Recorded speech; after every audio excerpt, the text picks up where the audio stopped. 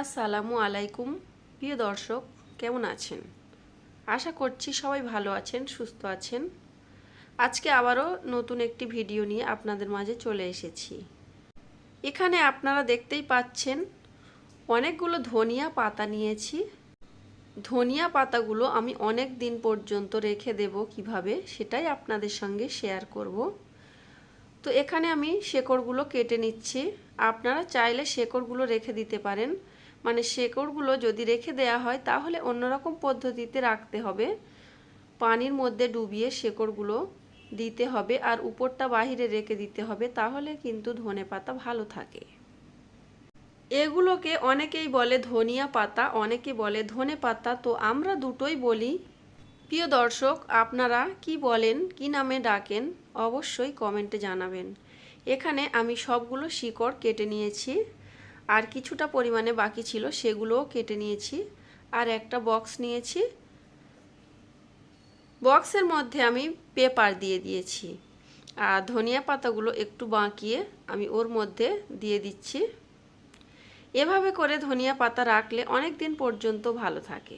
বক্সের উপরে আবারও একটা পেপার দিয়ে দিলাম, দিয়ে আমি পেপারটা বেরিয়ে যাচ্ছে তার জন্য ছুরি দিয়ে ভিতরে দিয়ে দিলাম, দিয়ে বক্সটা মুড়ে রেখে দিলাম। আরও কিছুটা ধনিয়া পাতা ছিল, তো এগুলো আমি অর্ধেক করে নিয়েছি, এগুলো আর দুমড়ে ভাঁজ করে দেব না। বক্সের মধ্যে আবারও পেপার দিয়েছি, দিয়ে আমি এভাবে করে ধনিয়া পাতাগুলো দিয়ে দিলাম, দিয়ে আবারও আমি পেপারটা দিয়ে দেব।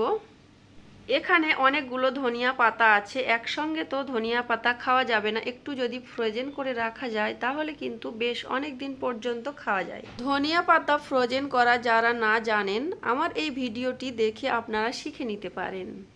আমার হাজবেন্ড অনেকগুলো লেবু এনেছিল, তো সময়ের কারণে লেবুগুলো আমি ফ্রোজেন করতে পারিনি। কয়েকটা লেবু খাওয়া হয়ে গিয়েছে আর একটা লেবু একটু কালারিং হয়ে গিয়েছে, আপনারা দেখেই বুঝতে পারছেন। এই যে এটা, তো লেবুগুলো আমি পেপার দিয়ে ভালোভাবে মুড়ে রেখে দেব। এভাবে করে লেবু রাখলে কিন্তু অনেক দিন পর্যন্ত লেবু ভালো থাকে। আপনারা চাইলে এভাবে করে লেবু রেখে দিতে পারেন। আজকের আমার ভিডিওটা যদি আপনাদের কাছে ভালো লাগে তাহলে একটি লাইক দিয়ে দেবেন। আর এই যে লেবুটা আছে এটা আমি ফেলে দেব না, এটা এখন কেটে খেয়ে নেব। দেখুন ভিতরে কেমন ভালো আছে। তো আজকের ভিডিওটা এই পর্যন্ত। সবাই ভালো থাকবেন, সুস্থ থাকবেন।